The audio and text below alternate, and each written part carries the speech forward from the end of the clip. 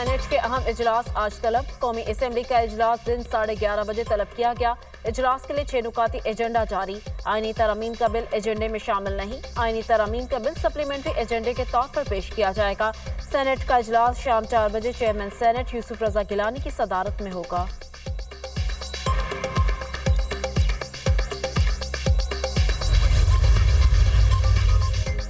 عدالتی اصلاحات آئینی پیکج تیار، آج منظوری کے لیے پیش کیا جائے گا۔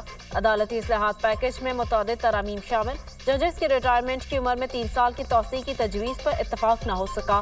پیپلز پارٹی اور فضل الرحمان آئینی معاملات کے لیے الگ عدالت بنانے کے حامی۔ آئین کے آرٹیکل 175A3 میں ترمیم کے لیے اتحادی جماعتوں میں اتفاق رائے۔ چیف جسٹس سپریم کورٹ کی تعیناتی کا طریقہ کار تبدیل کیے جانے کا امکان۔ چیف جسٹس کی تعیناتی کے لیے سینئر ترین ججز کی بجائے 5 سینئر ججوں کا ایک پینل وزیر اعظم کو بھیجنے کی تجویز۔ وزیر اعظم پینل میں سے کسی ایک کو چیف جسٹس لگا سکیں گے۔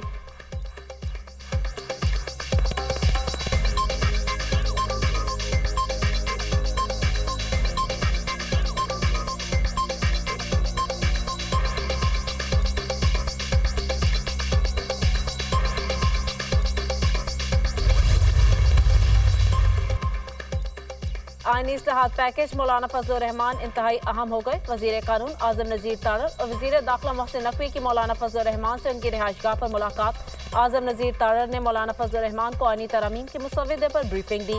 حکومت کوئی فرد واحد نہیں بلکہ جوڈیشل پیکج لا رہی ہے۔ مجوزہ ترمیم میں آئینی عدالت کا قیام شامل۔ آرٹیکل 63A میں بھی ترمیم تجویز کی جائے گی۔ وزیر قانون کی بریفنگ۔ سربراہ JUI مولانا فضل الرحمان کے ہمراہ قانونی ٹیم بھی موجود تھی۔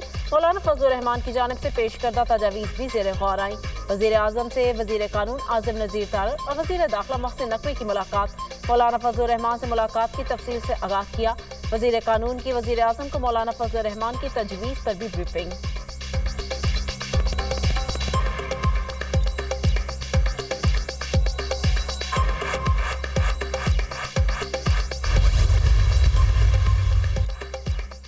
تحریک انصاف کے وفد کی مولانا فضل الرحمان سے ان کی رہائش گاہ پر ملاقات۔ Opposition leader Omar Ayub, barrister گوہر، شبلی فراز، اسد کیسر اور صاحبزادہ حامد رضا شامل۔ ملاقات میں ملک کی سیاسی صورتحال، مجوزہ آئینی اصلاحات پر تبادلہ خیال۔ PTI وفد کی مولانا فضل الرحمان کو آئینی ترمیم کی حمایت نہ کرنے پر قائل کرنے کی کوشش۔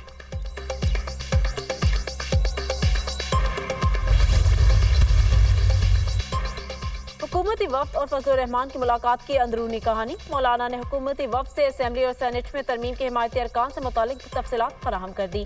مولانا فضل الرحمان کا آئینی ترمیم میں شامل کئی نکات سے عدم اتفاق۔ حکومتی وفد کی آئینی ترمیم کی حمایت کے لیے منت سماجت۔ مولانا فضل الرحمان کا حکومتی وفد کو فوری طور پر کوئی یقین دہانی کرانے سے گریز۔ وزیر قانون کی مدارس بل پر فضل الرحمان کے تحفظات ختم کرنے کی یقین دہانی۔ اعظم نذیر تارڑ کا وقف املاک بل سے بھی متعلق مولانا کی تجویز پر اتفاق۔ ملک سے سود کے خاتمے کے لیے قانون سازی کریں گے، حکومت کی یقین دہانی۔ وزیر اعظم آپ کی تجاویز سے متفق ہے، کابینہ میں اس بات پر بات کریں گے، اعظم نذیر تارڑ کی گفتگو۔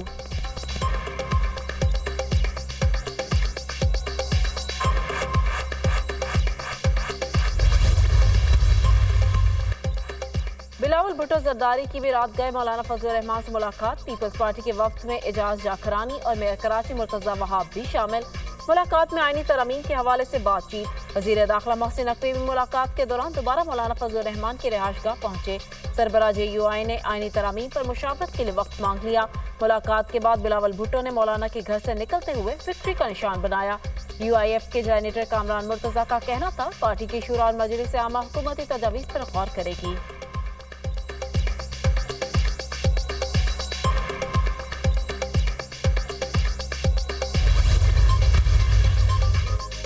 حکومت کا آج آئینی ترمیم لانے کا فیصلہ۔ وزیر اعظم نے حکومتی اور اتحادی ارکان پارلیمنٹ کو آگاہ کر دیا۔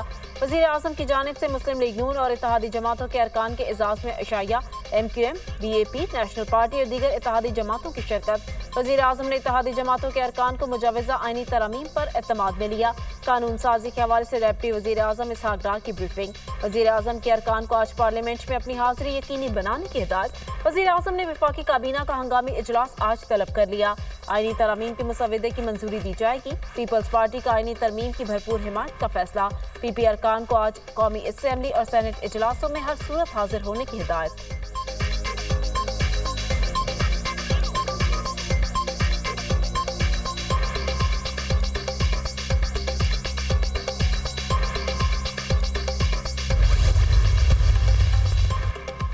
सुप्रीम कोर्ट ने मखसूस नशिस्तों के केस में इलेक्शन कमीशन का इबहम दूर कर दिया। पार्टी सर्टिफिकेट जमा कराने वाले पीटीआई के उम्मीदवार हैं। 12 जुलाई के फैसले में कोई इबहम नहीं। सुप्रीम कोर्ट का 12 जुलाई का शॉर्ट ऑर्डर बहुत वाज़ेह है। मखसूस नशिस्तों के केस में अक्सरियती फैसला देने वाले 8 जजेस की वजाहत जारी। इलेक्शन कमीशन वजाहत के नाम पर अपनी पोजीशन तब्दील नहीं कर सकता। इलेक्शन कमीशन की वजाहत की दरख्वास्त दुरुस्त नहीं।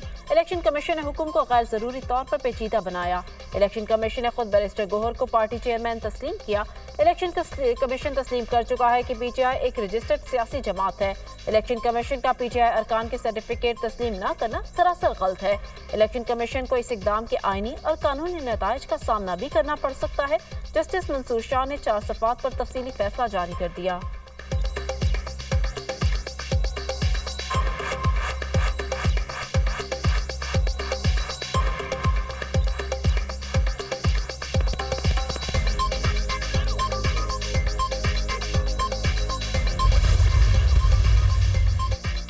सुप्रीम कोर्ट के फैसले के बाद हुकूमत का आईनी तरमीम के हवाले से नंबर गेम का खेल खत्म हो गया। ऐवान में मौजूद तमाम सियासी जमातें मिलकर भी पीटीआई के बगैर 2/3 अक्सरियत का हदफ हासिल नहीं कर सकती। फैसले के बाद पीटीआई की सपोर्ट से इलेक्शन जीतने वाले अरकान पर आइन का आर्टिकल 63A लागू होता है। अदालती हुक्मनामे के बाद कोई खुद को आज़ाद कहता है तो सुप्रीम कोर्ट के फैसले की खिलाफ वर्जी होगी।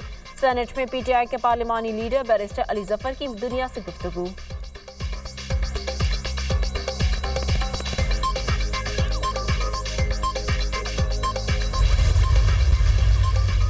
और कराची एयरपोर्ट पर एक ही रोज में मंकी पॉक्स का तीसरा मुश्तबा केस रिपोर्ट। दुबई से कराची आने वाली परवाज में सवार 18 साल लड़की में मंकी पॉक्स की अलामात। मुतासिरा लड़की सिंध हुकूमत के इन्फेक्शन डिजीज अस्पताल मुंतकिल। टेस्ट के रिजल्ट आने तक अस्पताल के आइसोलेशन वार्ड में रखा जाएगा।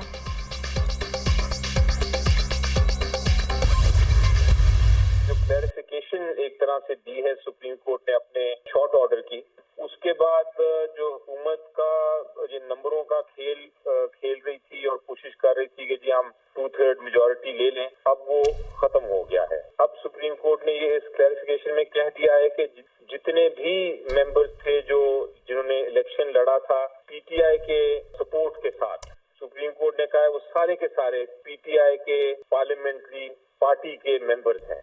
अब आर्टिकल 63A जो आइन का है उन पे लागू होता है। सुप्रीम कोर्ट के फैसले के बाद हुकूमत का आईनी तरमीम के हवाले से नंबर गेम का खेल खत्म हो गया। ऐवान में मौजूद तमाम सियासी जमातें मिलकर भी पीटीआई के बगैर 2/3 अक्सरियत का हदफ हासिल नहीं कर सकती। फैसले के बाद पीटीआई की सपोर्ट से इलेक्शन जीतने वाले अरकान पर आइन का आर्टिकल 63A लागू होता है। अदालती हुक्मनामे के बाद कोई खुद को आज़ाद कहता है तो सुप्रीम कोर्ट के फैसले की खिलाफ वर्जी होगी। सेनेट में पीटीआई के पार्लिमानी लीडर बैरिस्टर अली जफर की दुनिया से गुफ्तगू। पीटीआई की अपने तमाम अरकान पार्लियामेंट को किसी भी आईनी तरमीम में वोट न डालने की हिदायत। पीटीआई का कोई भी रुकन आईनी तरमीम के हक में वोट नहीं देगा। पीटीआई अरकान पार्लियामेंट की फ्लोर क्रॉसिंग की सूरत में ना गिना जाए। पीटीआई ने अरकान पार्लियामेंट को वोट से रोकने से मुतालिक दस्तावेजात जमा करा दी। तमाम अरकान के दस्तखत से रिकॉर्ड सेनेट और कौमी असम्बली सेक्रेटरीट में जमा कराया गया। पीटीआई अरकान पार्लियामेंट की तहरीरी तौर पर आईनी तरमीमी बिल के हक में वोट कास्ट न करने की यकीन दहानी।